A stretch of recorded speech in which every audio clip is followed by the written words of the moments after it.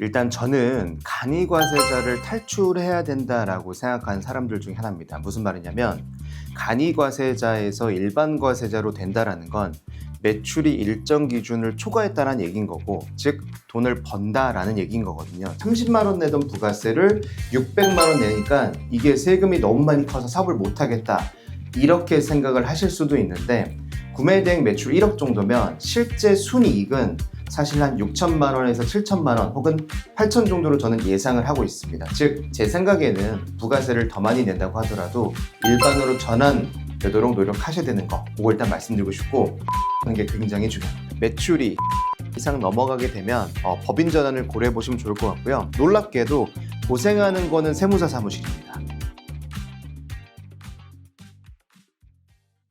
안녕하세요. 오늘은 해외 구매 대행, 그 다음에 로켓 크로스, 로켓, 저희가 하는 오픈마켓 비즈니스, 이커머스 관련해서 세무적으로 궁금하신 점이 많을 시기죠. 그래서 그 시기에 가장 뜨고 있는 이 분야 관련해선 거의 대한민국에서 가장 대단하신 세무사님 모셨는데요. 제가 사업을 처음 시작했을 때도 정말 도움을 많이 받았던 분이고, 오늘 질문지도 처음 하시는 분들, 정말 디테일한 것들이 어려우실 텐데 그 디테일한 것들을 조금 같이 한번 여쭤보고자 자리를 마련했습니다. 안녕하세요.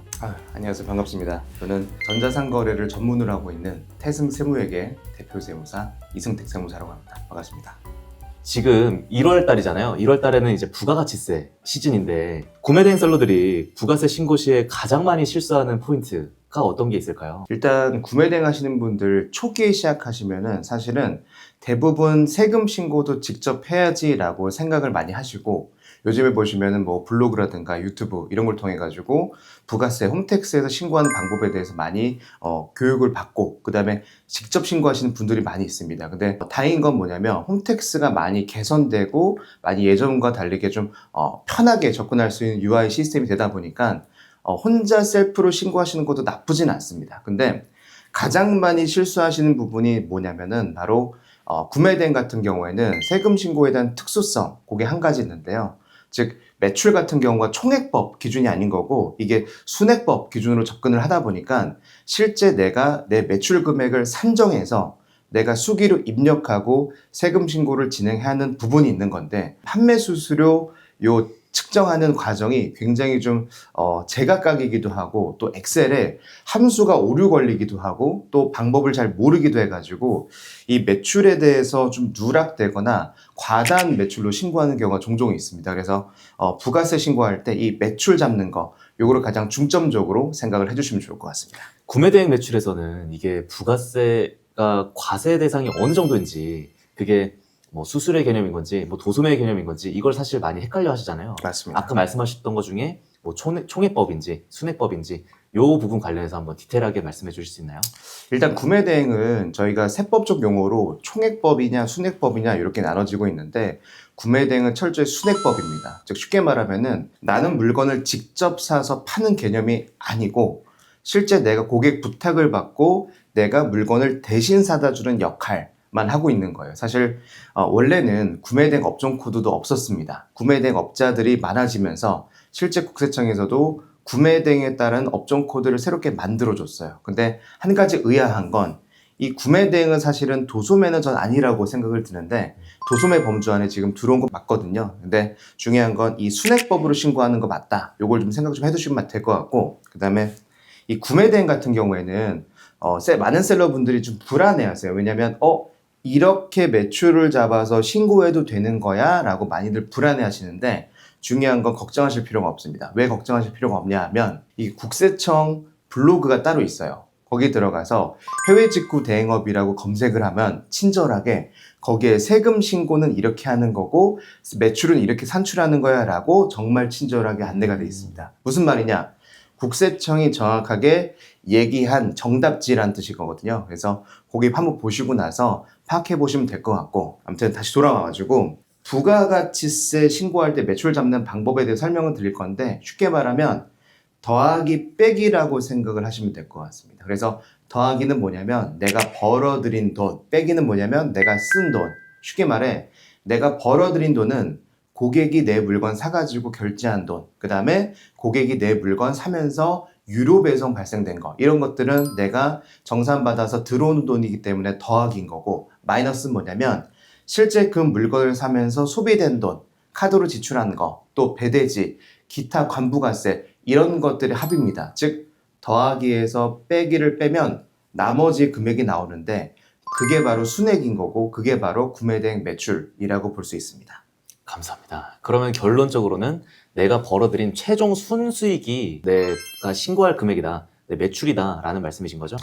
이게 근데 디테일하게 말하면 조금 애매한 게 뭐냐면, 대부분의 대표님들이 정산 집계를 할 때 내 순마진까지 한번 계산을 해보세요. 당연한 거죠. 왜냐면 순마진을 계산해야지 내가 진짜 얼마를 버는지가 알 수 있는 거거든요. 근데 여기서 맹점이 한 가지 있습니다. 뭐냐면 내가 물건을 판매했을 때 판매 수수료 부분이 발생이 되거든요. 근데 대부분의 대표님들은 이 판매 수수료까지 일일장부라고 하는 소명자료를 집계를 하고 순마진을 체크합니다. 근데 이게 잘못됐다는 건 아닌 거고, 이 구매대행을 하면서 실제 내가 판매 수수료까지 고려해서 얼만큼 수익을 창출하고 있느냐, 그거를 체크하는 건 당연히 중요한 건데요. 그러한 판매 수수료는 내가 자동으로 세금 계산서를 받아와서 그게 매입으로 잡히는 부분이기 때문에 매출 잡으실 때는 절대적으로 판매 수수료까지는 차감하지 마시고 그 직전까지로 매출을 잡고 부가세 신고를 진행하시면 될 것 같습니다. 쉽게 말하면은 판매 수수료는 빼지 마세요. 이렇게 그냥 생각하시면 좋을 것 같습니다. 그럼 이제 여기서 헷갈리는 부분이, 조금 어려울 수 있는 부분이, 네. 해외 배송을 하다 보면 국내로 가져오기 네. 위해서는 배송대행지라는 걸 저희가 이제 거치잖아요. 그렇죠. 그럼 배송대행지는 이게 사실 예치금을 충전한 영역과 그리고 내가 실질적으로 사용한 금액과 이 부분을 하나하나 1:1 매칭하기가 굉장히 번거롭습니다. 맞아요. 그래서 배송대행지 비용, 요거는 또 어떻게 하면 좋을까요? 이 배대지 비용이 굉장히 핵심 포인트입니다. 왜냐하면 지금 말씀하신 게 어떤 의미냐면, 배대지를 이용할 때 넉넉히 예치, 그러니까 미리 선결제를 해두고 선결제한 거에서 차감하는 방식으로 사용이 됩니다. 근데 중요한 건 뭐냐면, 내가 카드로 결제하든 현금 영수증으로 결제하든 그 결제했을 때 그 배대지에 대한 비용은 비용이 아닙니다. 왜냐? 내가 예치를 한 거지 실제 사용한 건 아닌 거거든요. 그래서 구매대행 같은 경우에는 일일장부라고 하는 소명자료를 만들어서 그 건 바이 건으로 해가지고 판매가 될 때마다 그 배대지 비용이 얼마인지 매칭시켜서 기록하는 게 굉장히 중요합니다. 그러면 이제 저희가 아무래도 홈택스로 세금 신고를 할 텐데, 이 부가세 신고할 때 꼭 체크해야 될 핵심 포인트가 있으실까요? 사실 두 가지 정도를 말씀드릴 수 있을 것 같은데요. 첫 번째는 아까 말씀드렸던 매출에 대해서 정확하게 집계를 하고, 즉 과소 과대해서 집계해서 진행하는 게 아니라 실질적으로 매출 집계를 잘하는 거, 일단 그게 첫 번째 포인트일 것 같고요. 두 번째는 뭐냐면 방금 말씀드렸던 것처럼 배대지 비용 같은 것들은 일일장부라든가 소명자를 만들 때 이미 차감시켰기 때문에 그로 인한 증빙을 다시 한번 내가 경비 처리한다면 경비가 이중으로 처리된 부분이 있습니다. 그래서 절대적으로 배대지 비용을 내가 일일장부에서 차감했기 때문에 그로 인한 경비 처리를 이중으로 하지 않는 것, 그게 일단 포인트라고 볼 수 있겠습니다. 이제 그러면 어느 정도 다 이해가 되셨을 텐데, 결론은 그냥 내가 순수익이 내가 세금 신고해야 될 거다, 이 부분을 명확하게 이해하셨으면 좋겠고요. 그 다음에 이거는 저도 되게 고민이 많았던 부분인데, 저희가 보통 수수료를 먹다 보니까 매출 자체는 높지가 않잖아요. 그렇죠. 내가 1,000만 원, 2,000만 원 매출이 나왔다고 하더라도 실질적으로 내가 300만 원, 400만 원을 벌었으면 내가 신고해야 될 매출은 300만 원, 400만 원 정도 수준인 거잖아요. 그렇기 때문에 간이과세자에서 일반과세자로 넘어가는 거에 대해서 되게 고민을 많이 하실 수밖에 없으세요. 맞습니다. 저도 많이 했고, 그래서 이 부분도 한번 주의사항 같은 거 말씀해 주시면 감사드리겠습니다. 일단 저는 간이과세자를 탈출해야 된다라고 생각하는 사람들 중에 하나입니다. 무슨 말이냐면, 간이과세자에서 일반과세자로 된다라는 건 매출이 일정 기준을 초과했다는 얘기인 거고, 즉 돈을 번다라는 얘기인 거거든요. 저희가 구매대행업을 한다라는 건 결국에 사업이라고 하는 건데, 사업을 한다는 건 결국엔 돈을 많이 벌기 위함인 겁니다. 근데 간이과세자로서 진행을 하고 있다가 일반으로 전환될 때 굉장히 충격을 받으시는 분들이 분명히 있습니다. 그래서 일단 그걸 좀 말씀드리고 싶은 건데요. 간이과세자가 무조건 유리한 건 맞습니다. 유리한 건 맞는데 결국에는 일반과세자로 전환이 돼야 더 큰 돈을 벌 수 있다. 일단 이렇게 말씀드릴 수 있을 것 같고요. 간이과세자가 만약에 1억 기준의 매출이 있다. 그러면 부가세는 대략적으로 한 30만 원에서 40만 원 정도 아주 귀여운 금액으로 납부하고 종결이 될 겁니다. 근데 놀랍게도 만약에 일반 과세자로 매출이 1억 정도다. 그런데 내가 구매 대행을 하고 있다. 라고 말씀하시면 대략적으로 부가세가 약 600만 원 정도가 나오실 거예요. 그러면 사람들에 따라 가지고 이걸 어떻게 평가할 수 있냐면 간이에서 일반으로 전환됐더니 30만 원 내던 부가세를 600만 원 내니까 이게 세금이 너무 많이 커서 사업을 못 하겠다. 이렇게 생각을 하실 수도 있는데 구매 대행 매출 1억 정도면 실제 순이익은 사실 한 6천만 원에서 7천만 원 혹은 8천 정도로 저는 예상을 하고 있습니다. 즉 이미 돈을 많이 번 부분이 있는 거고 일정 비율 부가세를 내는 부분이기 때문에 제 생각에는 부가세를 더 많이 낸다고 하더라도 일반으로 전환되도록 노력하셔야 되는 거 그거 일단 말씀드리고 싶고 가장 중요한 건 뭐냐면 내가 지금 간이과세자라고 하더라도 일반 과세자 마인드로 부가세라든가 소득세를 계산하고 실제 적은 금액 냈을 때 이걸 이렇게 생각하셔야 됩니다. 아, 내가 부가세를 할인받았구나. 이렇게 생각을 해주셔야 매출이 잘 나오고 사업이 잘 돼서 일반 과세자로 전환된다고 하더라도 전환에 따른 세금 충격을 거의 줄일 수 있습니다. 지금 말씀하셨던 것 중에 1억 매출, 8천만 원 매출은 마켓 스토어 매출이 아닌 저희 실질적인 구매 대행 매출이기 때문에 맞습니다. 순 마진을 말씀드렸던 거죠. 맞습니다. 나라에서 돈을 못 버는 영세업자들 한 번 더 열심히 해봐라 해서 세금을 할인해주는 형태니까 이렇게 생각하시고 일반과세자로 넘어가신 다음에 더 사업을 확장하시는 것도 너무 좋을 것 같습니다.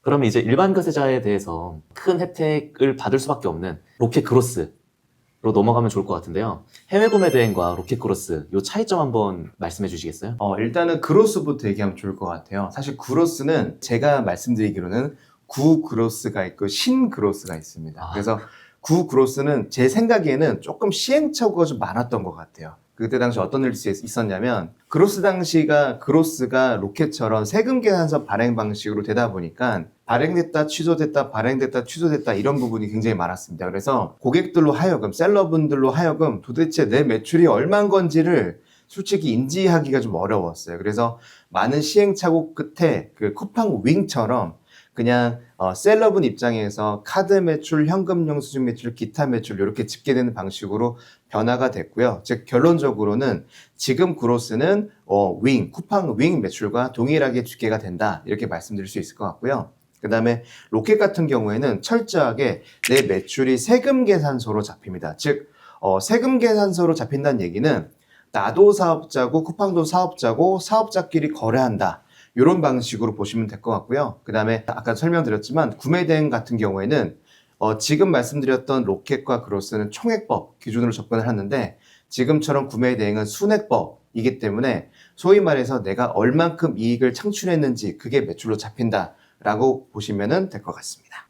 구매 대행은 저희가 간이과세자의 형태를 많이 따라가실 텐데 로켓 그로스랑 로켓 배송 같은 경우는 일반 과세자인 분들이 사실 대부분이시거든요. 그 이유 같은 경우는 제가 알기론 매입에 대해서 어느 정도 제약이 있다 정도로 알고 있는데 이 부분도 한번 같이 한번 덧붙여서 말씀 부탁드려도 될까요? 로켓과 그로스 같은 경우에는 매출, 총액법으로 잡히기 때문에 일단 매출 자체가 큽니다. 그래서 기본적으로 간이과세 탈출이 너무 쉽고 탈출 안 하면은 사실은 그로스랑 로켓은 그만두셔야 됩니다. 그래서 그거 말씀드리고 싶고 또 물건을 사와서 팔기 때문에 일반 과세자 기준으로 상품에 대한 매입 부가세를 돌려받는 거 그게 좀 다르다라고 말씀드릴 수 있을 것 같고요. 그 다음에 쿠팡 같은 경우에는 간혹 가다가 대표님들이 내가 통장에 들어오는 돈이 매출이다라고 생각하시는 경우가 있어요. 즉 정산된 기준이 매출이라고 생각하시는 분들이 종종 있는데 절대 그런 게 아닌 거고요. 실제 내가 고객에게 판매한 그 금액 그 자체가 매출인 거고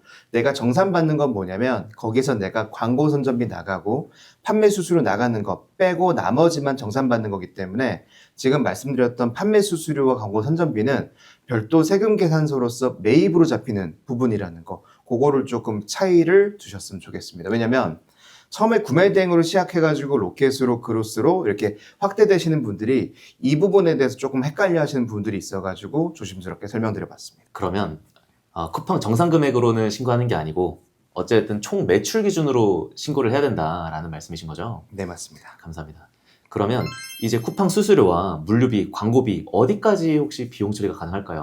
이거는 너무 당연한 질문인 건데요. 당연한 대답이기도 한 거고. 즉, 사업과 관련된 경비는 100% 인정받을 수 있습니다. 즉, 지금 말씀하셨던 쿠팡 수수료라든가 물류비라든가 광고비 이거는 필수적으로 발생되는 비용이기 때문에 전부 경비 처리가 되고 또 내가 일반 과세자 기준으로 세금 계산서를 수취했기 때문에 전부 매입세 공제가 된다. 즉, 내가 지출한 돈의 약 9.09%는 부가세로 돌려받고 이 9.09%를 뺀 나머지 금액은 소득세 신고할 때 경비 처리된다. 이렇게 생각을 하시면 될 것 같습니다. 그러면 이제 로켓 크로스, 로켓 배송, 이 전반적인 로켓셀러들을 위한 정말 가장 많이 오해하시는 분들 한번 말씀해 주시면 감사드리겠습니다.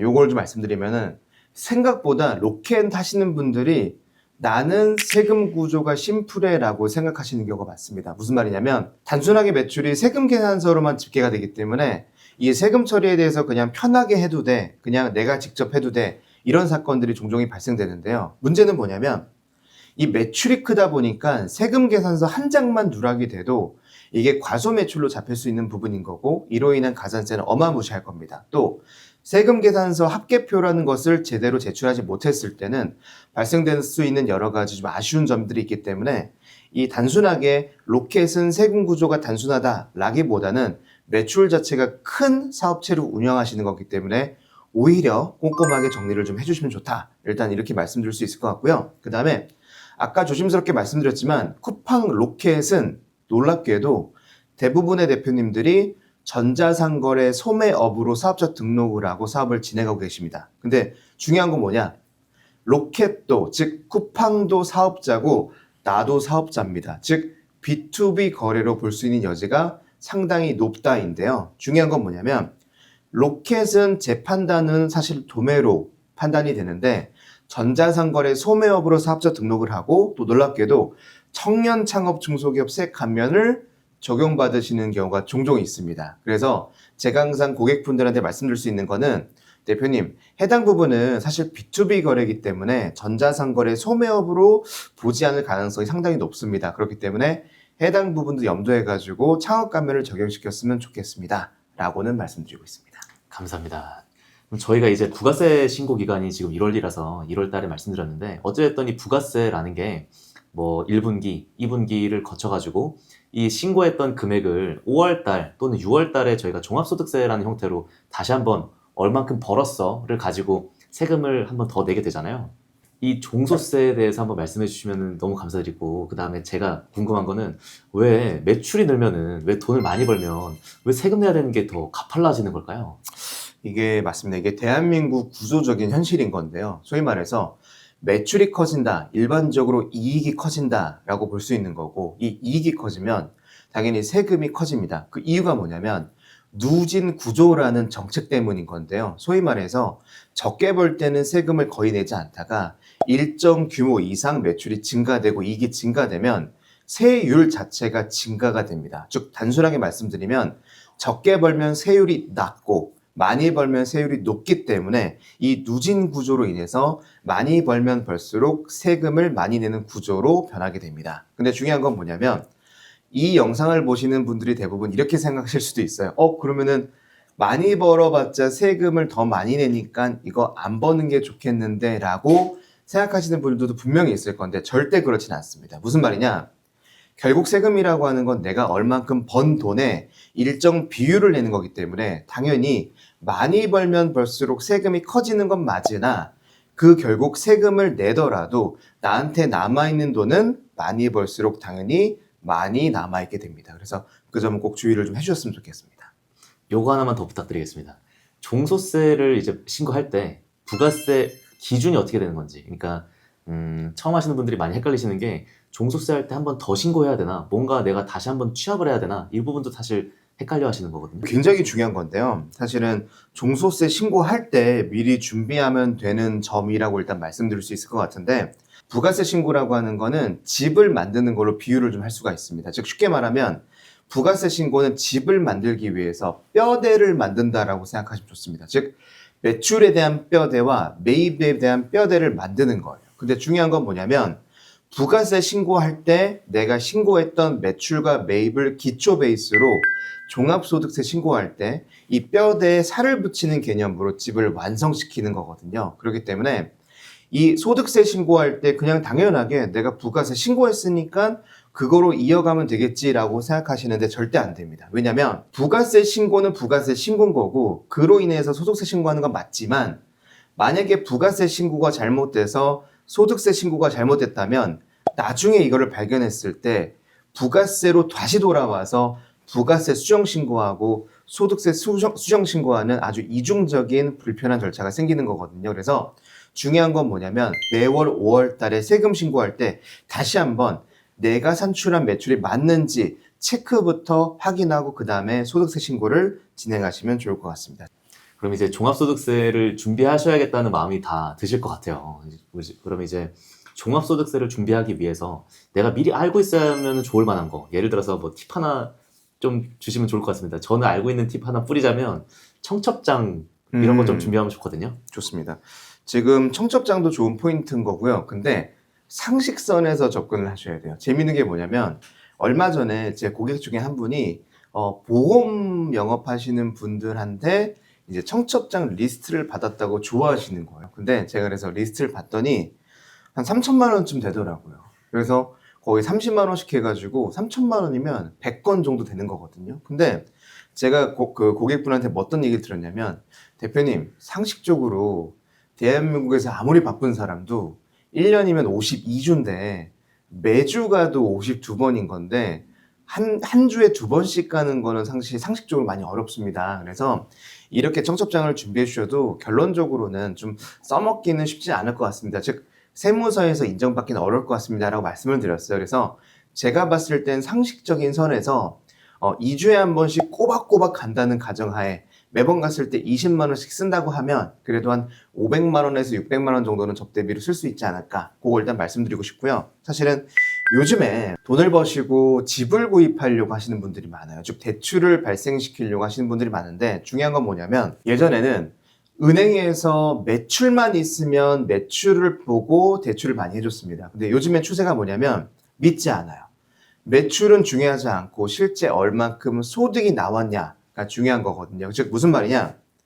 세금을 줄이려면 당연히 경비를 많이 해야 되는 거고 당연히 이익을 줄여야 됩니다. 근데 이익을 줄이면 세금도 줄어들지만 지금처럼 대출이 안 나오는 경우가 종종 발생이 됩니다. 그래서 소득세 신고할 때는 제가 봤을 때는 지금처럼 대출 같은 거라든가 혹은 내 사업체에 대한 이익이 많이 보여져야 되는 상황이라면 이 경비 처리 같은 것들을 조절을 잘해가지고 실제 내가 원하는 소득 금액을 산출해서 세금을 좀 더 내더라도 내가 결과론적으로 나에게 도움되는 방향으로 가는 게 제가 봤을 땐 최적의 포인트가 아닌가 싶고요. 그 다음에 당연히 처음에 시작하시면은 세금 부담 크게 없으실 겁니다. 왜냐면 매출이 적으면은 단순 경비율이라고 해서 엄청난 치트키가 있거든요. 즉 경비가 없어도 세금 신고하는 방식이 있기 때문에 그런 점을 염두에 가지고 소득세 신고를 진행해 주시면 좋을 것 같습니다. 감사합니다. 그러면 이제는 저희 수강생분들한테 도움이 되는 질문을 조금 몇 가지만 하면 좋을 것 같은데요.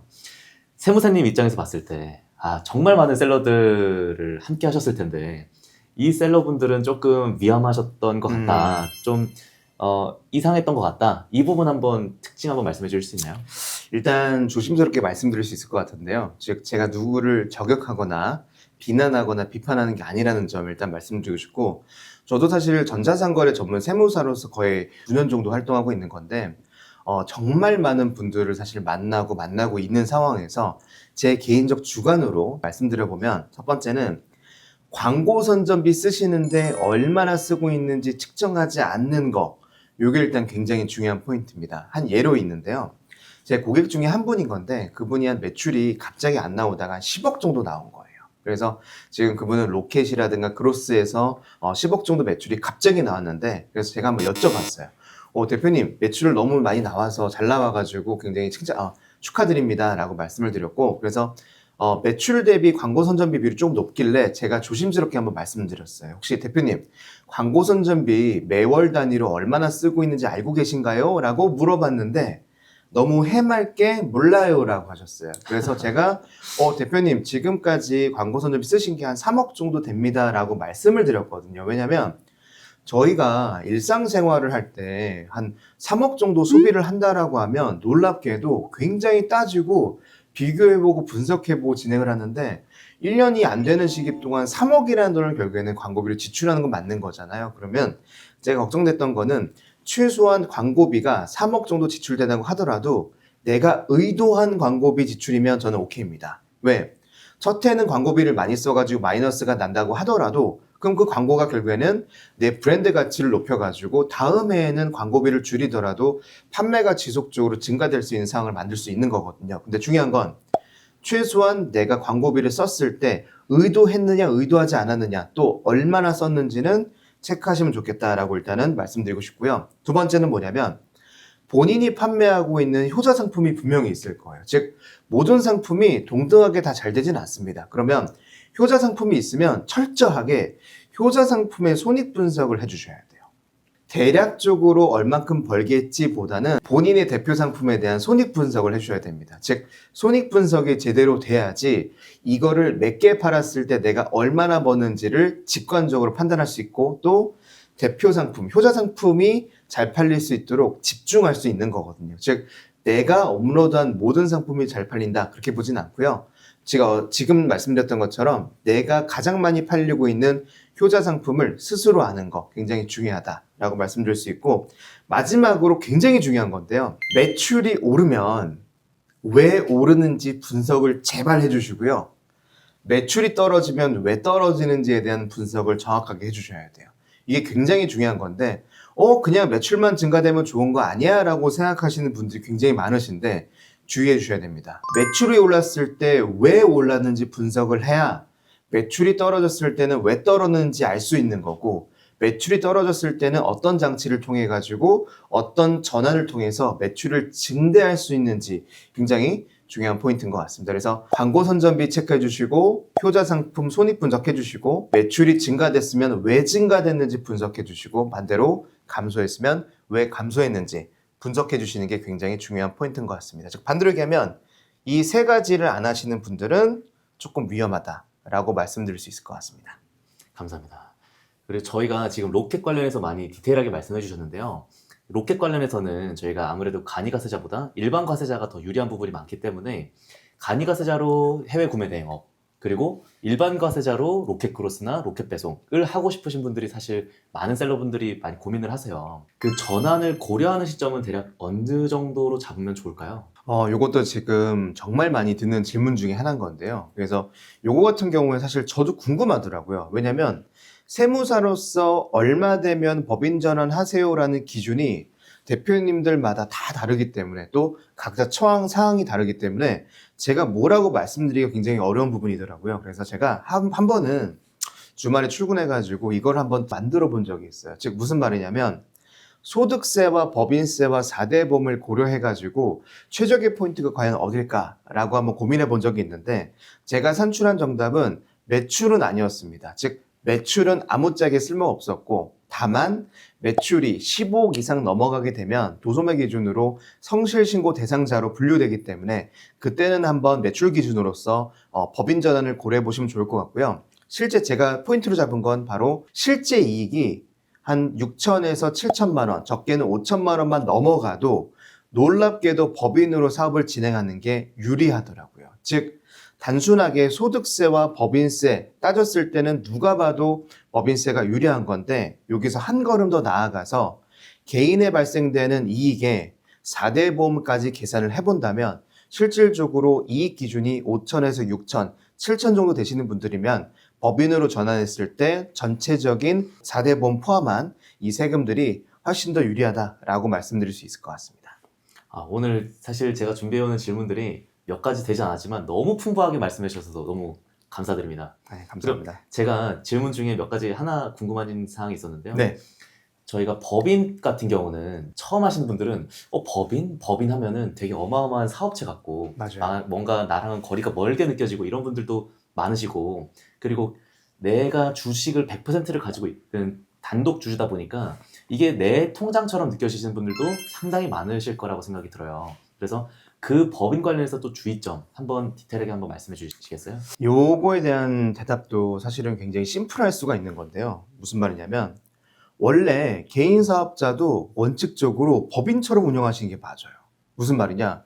개인 사업자를 만들면 개인 사업자 통장을 만들고 그 통장으로 거래를 하고 또 개인 사업자를 만들면 개인 사업자 카드를 만들어 가지고 그 카드로 소비하는 게 당연히 맞습니다. 근데 개인 사업자까지 한테 그렇게 너무 원칙적인 방법을 들이밀면 이 사업하시는 분들이 어떻게 좀 힘든 부분이 있다 보니까 어떻게 보면 개인 사업자는 원칙이 아닌 예외 규정을 둬서 너는 사업자 통장 쓰지 말고 네가 그냥 개인적으로 쓰는 통장 홈택스에 등록하고 사업용으로 사용하렴. 또 카드도 마찬가지로 실제 사업자 카드 안 만들어도 개인 카드를 홈택스에 등록하고 해당 카드를 사업용으로 쓴다면 사업자용으로 인정해주겠다라는 예외 규정이 있습니다. 즉 무슨 말이냐?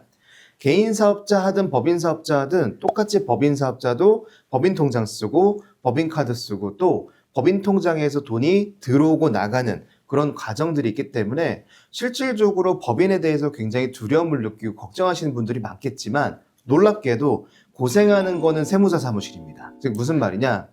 개인 사업자는 통장을 맞추지 않아요.